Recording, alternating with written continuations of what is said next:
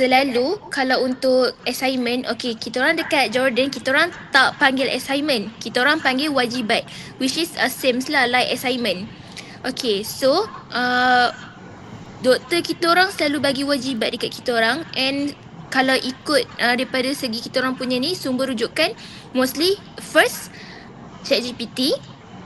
Okay, second okay, kalau ikutkan macam ni dia first saya akan rujuk melalui ChatGPT. Then lepas rujuk melalui ChatGPT, kita akan confirmkan semula dengan melalui dengan buku-buku kitab lah, untuk confirmkan semula adakah maklumat tu sahih, betul ke tak daripada ChatGPT tu. Sebab ni kan assignment kita nak kena buat, nak kena hantar markah kan. Okay, next yang paling selalu kita orang guna kalau dekat tempat Jordan ni adalah which is Microsoft Copilot. Yang tu dia lebih kurang macam ChatGPT, tapi dia macam lagi detail. Sebab ChatGPT ni dia macam tak terlalu sangat, dia bukan Arabic. Kalau macam Arabic ni Copilot. Lepas tu kalau untuk apps kita orang selalu guna Maktabah Syamilah, which is Maktabah Syamilah ni dekat situ dia macam library yang penuh dengan kitab. So dekat situ kita orang akan carilah, contoh doktor akan cakap, okay, saya nak assignment tajuk pasal undang-undang, ukubat undang ni pasal undang-undang minum arak ni, okay, lepas tu kita just masuk dekat Maktabah Syamilah tu, kita cari, nanti dia akan keluar, okay, yang ni daripada kitab mana macam tu. So yang tu memang maklumat yang betul lah. Kata nak guna ChatGPT dengan Copilot Microsoft kan? Kalau kita guna ChatGPT ataupun aplikasi-aplikasi kecerdasan AI, kami kena cek plagiarisme, guna aplikasi yang sepatutnya lah untuk mengecek plagiarisme. Macam mana Akak pula? Kalau saya kalau kita orang kat sini nama dia Turnitin.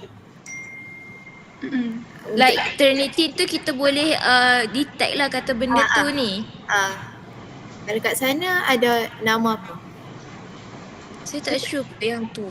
Oh, maksudnya sebab kalau tak pernah assignment, kalau hantar tak perlu cek plagiat AI lah. Tak.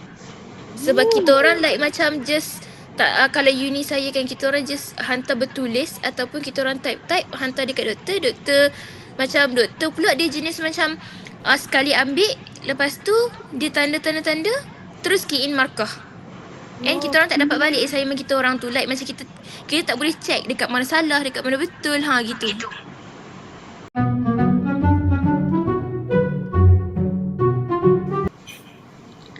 Lagi soalan. Akak boleh kongsi tak macam pengalaman Akak belajar sebagai pelajar Malaysia di Jordan, di luar negara? Macam mana pengalaman Akak? Pengalaman dari segi apa tu? Kalau budaya lah. Boleh. Budaya Makanan ke? Okay. Macam kalau budaya dekat sini memang totally different lah daripada Malaysia kan. Like makanan apa semua. Kalau okay, first thing first, waktu saya sampai sini, benda yang paling saya terkejut adalah mata wang. Which is mata wang Jordan sangat-sangat tinggi. 1 dinar Jordan bersamaan dengan RM6 Malaysia. And terkejut lah yang tu sebab mata wang sangat tinggi kan. Sedangkan kalau ikutkan Jordan ni negara yang sangat kecil je. Macam tak terlalu famous sangat pun kalau sebut kan. Lepas tu kalau daripada segi culture, memang culture diorang berbeza lah daripada kita. Tapi kalau untuk saya suka dengan culture diorang sebab diorang ni jenis yang macam semua benda seronok je. Macam tu. Macam happy je kita tengok diorang. Lepas tu kalau daripada segi makanan pula, diorang ada banyak lah jenis makanan Arab. Contoh macam makanan paling famous dekat Jordan, mansaf. Mansaf tu diorang makan nasi warna kuning, lepas tu daging ataupun ayam lah. Kemudian letak kuah yogurt yang cair atas tu, and makan dengan roti. Macam tu lah. Lepas tu nasi mendi, itu standard lah. Yang tu standard kan.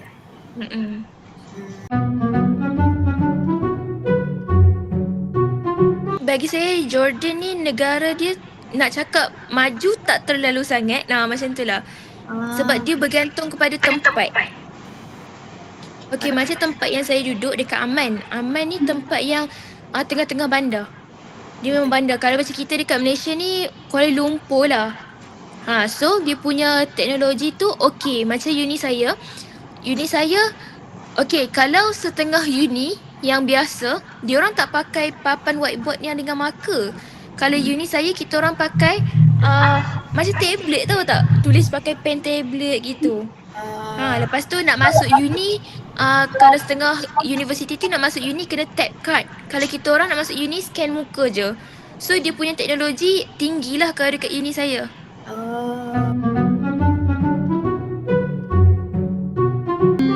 Lagi okay, Akak kan belajar di universiti. So memang ada pelajar daripada luar negara kan? So macam mana interaksi Akak dengan diorang?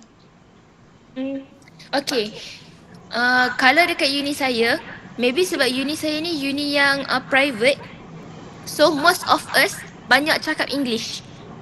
So kita orang punya communication by English.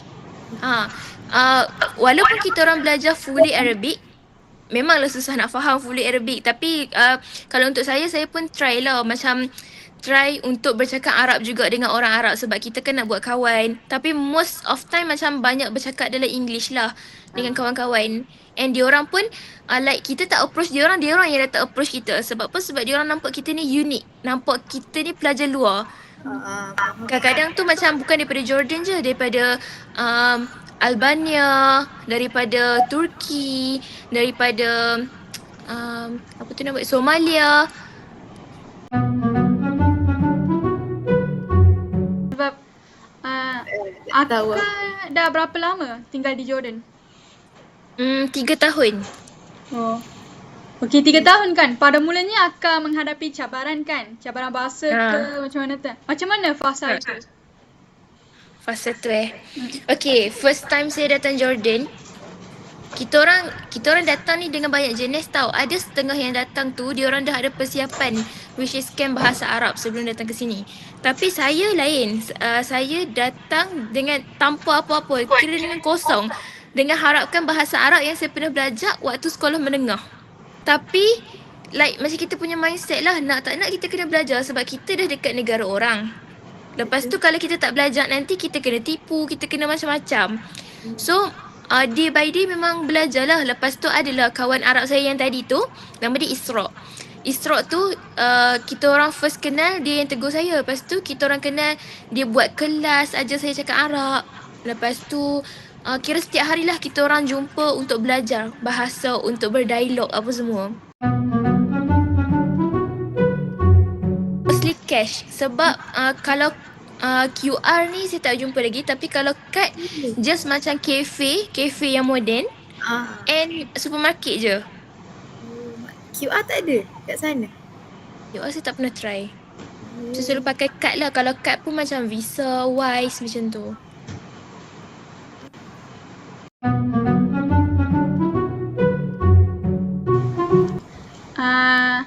Kalau kita semasa kuliah, pencara guna slide ataupun diorang buat slide dalam notebook LM, lepas tu diorang present lah. Kalau macam Akak, pencara Akak buat macam mana? Macam mana diorang buat kuliah? Okay, kalau kita orang macam yang saya cakap tadi, dekat uni saya ada satu macam papan macam tablet lah papan tu. Kalau macam kita ni macam iPad lah kan, yang tulis-tulis tu kan. Kita orang tak ada slide, tak ada apa. Like macam doktor masuk kelas, kadang-kadang tu ada kitab, kadang-kadang tak ada kitab. Just doktor cerita. Kadang-kadang kalau ada setengah doktor tu dia cerita je, tak ada explanation kat depan. Then habis kelas. Ada setengah doktor like macam dia masuk, dia buka kitab, dia baca. Bila dia explain, dia tulis dekat whiteboard depan tu. Macam tu lah. Tak pun kadang-kadang contoh lah, kalau macam ada apa-apa dia nak tunjuk something kan, dia akan search dekat situ melalui Google lah. Like macam Google apa-apa, lepas tu keluar, dia ni okay, dia tunjuk okay, yang ni lah contoh ni macam tu. Yang tablet tu besar lah, macam whiteboard lah. Saya ada gambar, nanti boleh je saya nak send. Boleh.